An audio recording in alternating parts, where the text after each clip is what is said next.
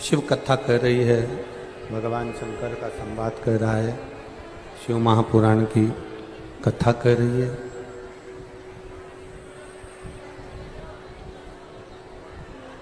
हम जब भी देवादिदेव महादेव के मंदिर जाएं,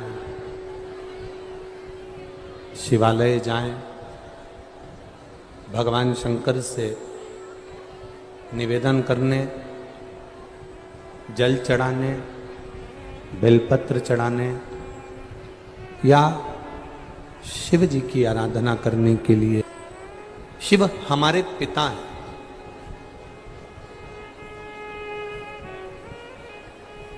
शिव हमारे घर का जो बुजुर्ग होता है, हमारे घर का जो बड़ा होता है, हमारे घर का जो पिता होता है, वो देव अधिदेव महादेव है। पिता पुत्र को देता है, पिता अपने बेटा बेटी को देता है, पर बहुत कम बच्चे होंगे, बहुत कम बेटा बेटी होंगे जो अपने पिता को कुछ देंगे। और पिता को अगर दे भी दिया तो पिता करेगा क्या? बाद में तुमको ही दे देना।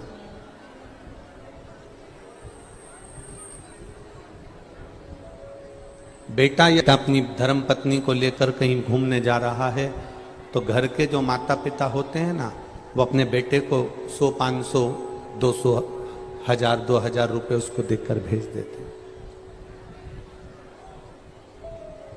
जैसा एक पिता का भाव होता है कि अपने बच्चों को देकर भेजता है, ऐसा भाव एक बच्चों का भी होना चाहिए कि जब अपने माता पिता कहीं तीर्थ यात्रा पर जा रहे हों, कहीं सत्संग में जा रहे हों, तो घर के बच्चों का भी फर्ज बनता है कि वो अपने माता पिता को कुछ देकर भेजें कि ये तुम वहां जा रहे हो तो तुम्हारे खर्च। माता पिता को तुमसे लेने की चाह नहीं है। माता पिता आपसे बहुत कुछ लेना नहीं चाहते। माता पिता तो केवल इतना चाहते हैं कि मीठी जो वाणी होती है, प्रेम की जो वाणी होती है, बस वो वाणी से आदर सम्मान। प्रेम की वाणी से किसी का आदर करा है, सम्मान करा है, सत्कार करा है तो उसका फल अधिक मात्रा में हमको मिलता है। लंकाधिपति रावण अपने भाई कुबेर के ऊपर आक्रमण कर देता है और कुबेर के ऊपर आक्रमण कर कर उसका पुष्पक विमान भी ले लेता है, उसकी कुबेर की नगरी भी ले लेता है, अलकापुरी भी ले लेता है।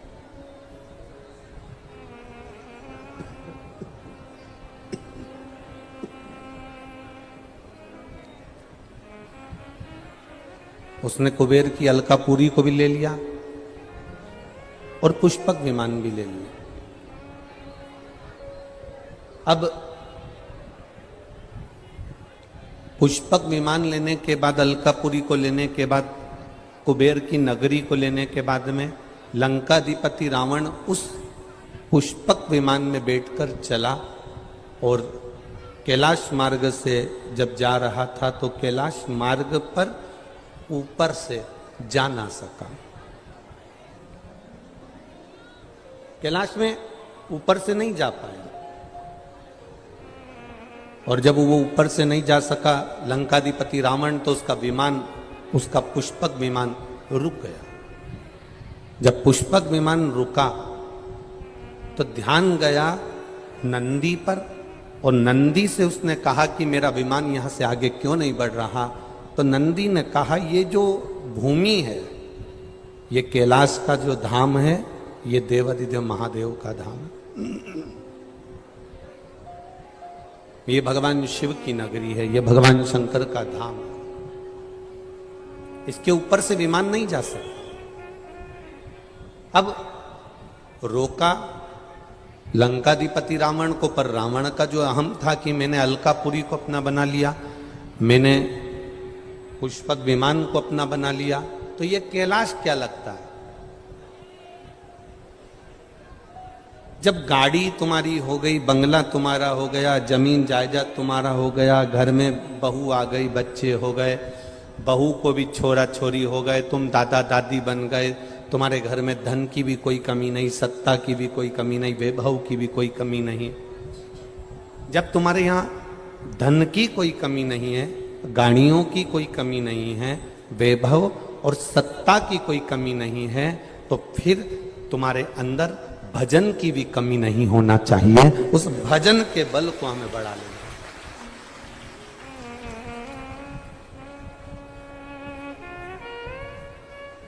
कोई पूर्व का पुण्य करा होता है, कोई पूर्व का दान करा होता है, पुण्य करा होता है, सत्कर्म करा होता है, जिसके कारण आप और हम भगवान का भजन कर पाते हैं, शिवालय तक जा पाते हैं, शिव महापुराण की कथा सुन पाते हैं, भगवान की भक्ति कर पाते हैं। कोई हमारा पूर्व का पुण्य मिलता है, जिसके कारणवश हमारे नौकर चाकर होते हैं, गाड़ी बंगला होता है, जमीन जायदाद होती है, सत्ता वैभव होता है। कोई पूर्व का पुण्य होता है, जिसके कारण हमारा शरीर भी भगवान पूरा देता है। कोई पूर्व का पुण्य होता है, जिसमें हमारी देखने की शक्ति, श्रवण शक्ति, बोलने की शक्ति, चलने की शक्ति, खाने की शक्ति, पचाने की शक्ति, ये सब भगवान देता है। ये पूर्व का पुण्य है। और जब हमारे पूर्व का पुण्य छिन्न हो जाता है, समाप्त हो जाता है, तब फिर हम जन्म तो लेते हैं अगला, पर उस जन्म में हम श्रेष्ठ नहीं बन पाते। कोई पूर्व की पुण्यता हमें भगवत भजन की ओर लेकर जाती है।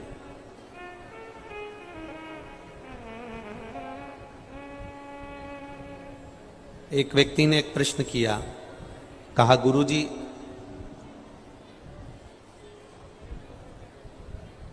इतनी भीड़ में लोग कथा में पहुंच रहे हैं, अब पुलिस प्रशासन भी 3 जगह पर बटा हुआ है।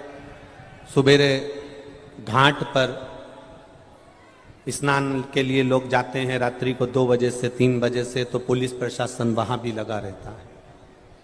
सुबेरे आप लोग जब स्नान कर कर वहां से चल देते हैं, फिर मंदिर ब्रह्मा जी के जाते हैं, अटपटेश्वर महादेव जाते हैं, अजगंधेश्वर जाते हैं, ऐसे शिव मंदिर जाते हैं, तो वहां पर भी प्रशासन लगा रहता है। फिर कथा चालू होती है तो प्रशासन यहां भी लगा होता है। 3 जगह पर पुलिस प्रशासन और ये सरकार 3 जगह पर आप लोगों को संभाल रही है।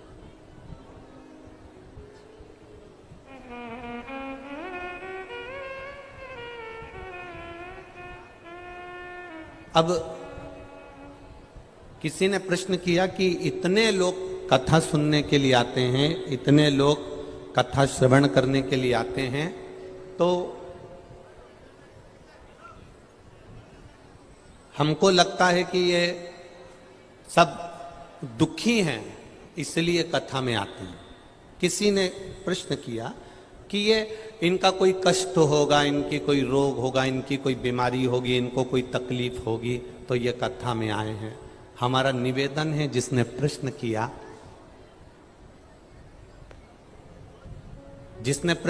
उससे निवेदन है, दुख तो तुमको है कि इतने लोग कथा में कैसे पहुंचे।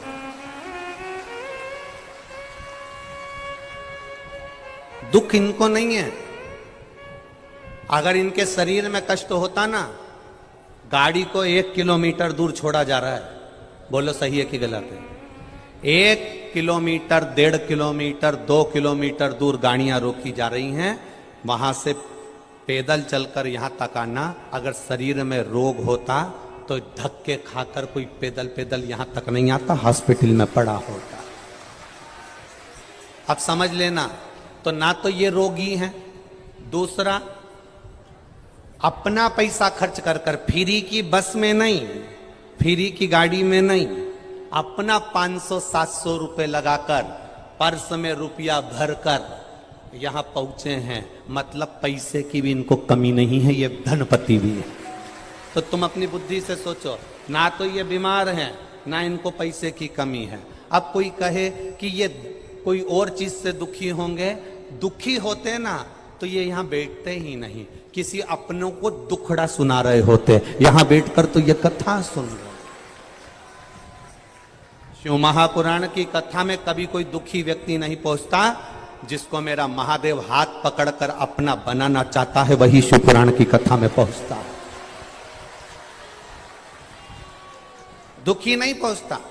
दुखी तो वो हैं जो केवल ये विचार करते रहते हैं कि इतनी भीड़ कैसे आ गई, वहां पर क्या हो रहा है, इतनी गर्मी पड़ रही है, ऐसा हो रहा है, वैसा हो रहा है। वो 24 घंटे पुष्कर राज की धरा पर भी रहने के बाद भी, पुष्कर राज की भूमि पर भी कथा चल रही है। मेरे ब्रह्मा बाबा, मेरे अटपटेश्वर महादेव, मेरे अजगंधेश्वर महादेव, मेरे पुष्कर बाबा इस कथा को सुन रहे हैं। और उसके बाद भी हम विचार करें कि लोग क्यों जा रहे हैं, काय को जा रहे हैं, तो भी हम रहे, जिस भूमि पर रह रहे हैं उस पर रहने के बाद भी अगर हमारी बुद्धि में अगर कुछ थोड़ा भी अगर दुख है तो समझ लो कि दुनिया का सबसे दुखी व्यक्ति तुम हो। ये तो सब सुखी हैं जो यहां कथा के पंडाल में बैठे हैं। ऐसा सुख जीवन में कहां मिलेगा? एसी के कमरे में तो सब सुखी रह सकते हैं, कूलर और पंखे में तो सब सुखी रह सकते हैं, डनलप के गद्दे पर बैठकर तो सब सुखी रह सकते हैं, वीआईपी भोजन कर कर तो सब सुखी रह सकते हैं। पर संत का स्वभाव क्या होता है, संत का स्वरूप क्या होता है, एक शिव भक्त होता कैसा है? शंकर के भक्त को देखना जो कावड़ लेकर जाता है, उसके पाँव में वो मोजे पहना कि ना पहना, चप्पल पहना कि ना पहना, जूते पहना कि ना पहना, नंगे पैर चले जा रहा है, पहनी तो ठीक, नहीं पहनी तो ठीक, और पानी भी गिर रहा है। छोटे कपड़ों का आनंद लेते हुए कहीं उसने धोती लपेट रखी है, कहीं उसने कुर्ता पहन रखा है, कहीं उसने कांवड़ ले रखी है, कहीं बोल बम का नारा लगाते लगाते लगाते लगाते चलता चला जा रहा है, धीरे धीरे शिव का गुणगान करता चला जा रहा है। उसको दुख नहीं है, वो प्रसन्न है। अगर बोलो ईमानदारी से, कांवड़ ले जाने वाला अगर दुखी होता तो इतना चलता? 5 किलोमीटर, 10 किलोमीटर, 15 किलोमीटर, 20 किलोमीटर, ना ना ना। कई लोग ऑनलाइन शिव महापुराण के अनुसार शिव जी का अभिषेक कराते हो रात्रि के समय पर, तो अभिषेक वही करते होंगे जिनको तकलीफ आती होगी। शिव महापुराण की कथा कहती है सावन के महीने की शिवरात्रि का रात्रि का जो अभिषेक है, ये मत सोचो कि वो ही करते होंगे जिनको दुख होगा। एक एक व्यक्ति को करना चाहिए, क्योंकि संसार में दुख के लिए शिव भगवान शंकर का अभिषेक नहीं होता, भगवान को प्राप्त करने के लिए, शिव की दृष्टि पाने के लिए, शंकर की अविरल भक्ति पाने के लिए शंकर का अभिषेक होता है।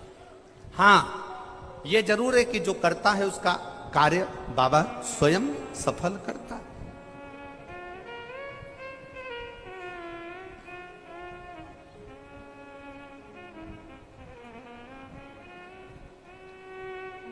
पहले ऐसा होता था,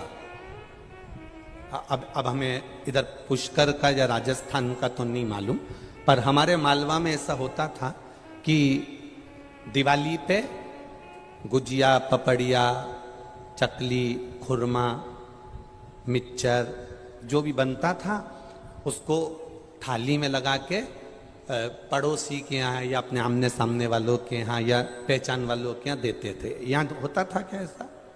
अरे बोलो तो जम के, होता था। बस तो फिर तुम भी हमारे मालवा वाले, हम तुम्हारे राजस्थान वाले, ठीक है। थाली में लगाकर, कपड़े से ढककर थाली में ले जाकर अपने परिचित को देते थे। फिर परिचित जिसके यहाँ तुमने देकर आए हो वो थाली में लगाकर गुजिया पपड़िया रखकर अपने यहाँ देकर जाता था। बोलो सही है कि गलत है? ना उसके यहां गुजिया पपड़िया की कमी है और ना अपने यहां गुजिया पपड़िया की कमी है। उसके यहां भी गुजिया पपड़िया बनाए, पर अपन ने दिल से, मन से, भाव से थाली लगाकर उसको दे दी। उसने अपने दिल से थाली लगाकर अपने को दे दी। उसके यहां भी बनाए, उसके यहां बनाए, पर आपने दी उसने आपको दी। भोलेनाथ जी को तुम्हारी बेलपत्र की जरूरत नहीं है। भोलेनाथ जी क्या बनी हुई है, गुजिया रखी है। भोलेनाथ जी के पास में धतूरा रखा है। भोलेनाथ जी के पास सिर पर गंगा जी है। तुम्हारे एक लोटे पानी की जरूरत नहीं है, उसके पास में सब है। जैसे पड़ोसी के यहाँ गुजिया बना है, चकली बनी है, खुरमा बना है, पपड़िया बनी है, ऐसे भोलेनाथ जी के यहाँ सब कुछ है। पर आप थाली लगाकर सावन के महीने में सोमवार को या पशुपति व्रत में तुम थाली लगाकर भगवान की पूजन करने के लिए लेकर जाते हो, थाली भरकर लेकर जाते हो, थाली लगाकर लेकर जाते हो, तो पड़ोसी के यहाँ तुम गुजिया पपड़िया थाली लगाकर लेकर जाते हो, तो पड़ोसी उसके यहाँ कमी नहीं है, पर वो भी आपको गुजिया पपड़िया भेजता है। आप भी थाली लेकर जब महादेव के पास एक लोटा जल लेकर जाते हो, तो वो भी तुम्हारे घर पर कुछ ना कुछ लेकर आता है। कमी नहीं है उसके यहां।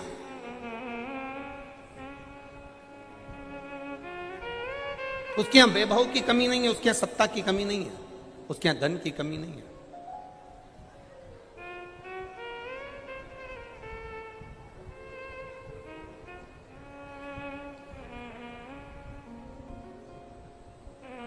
उसके यहां वैभव की कोई कमी नहीं है, पर रखा उसने अपने पास। और जब उसने अपने पास में रखा,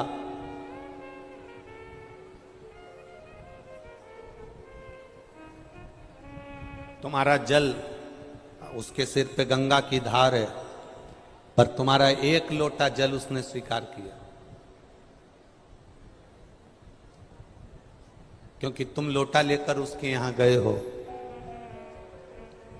जल का पात्र लेकर गए। उसको चाहिए नहीं तुमसे।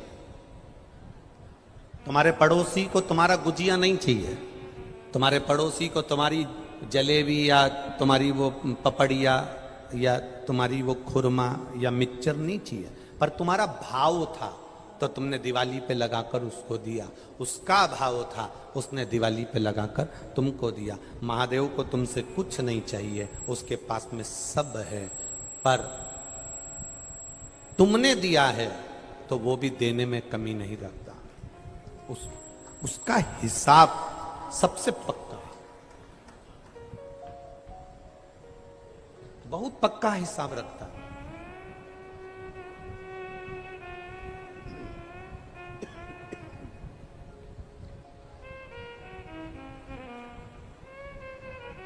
अरे मिल गई मुझको चौखट तेरी, सबसे बढ़िया है सबसे खरी, मेरे बाबा तेरी नौकरी, सबसे बढ़िया है सबसे खरी। वो हिसाब पूरा रखता। आप उसके यहाँ की नौकरी कर रहे हो, आप उसके यहाँ की चाकरी कर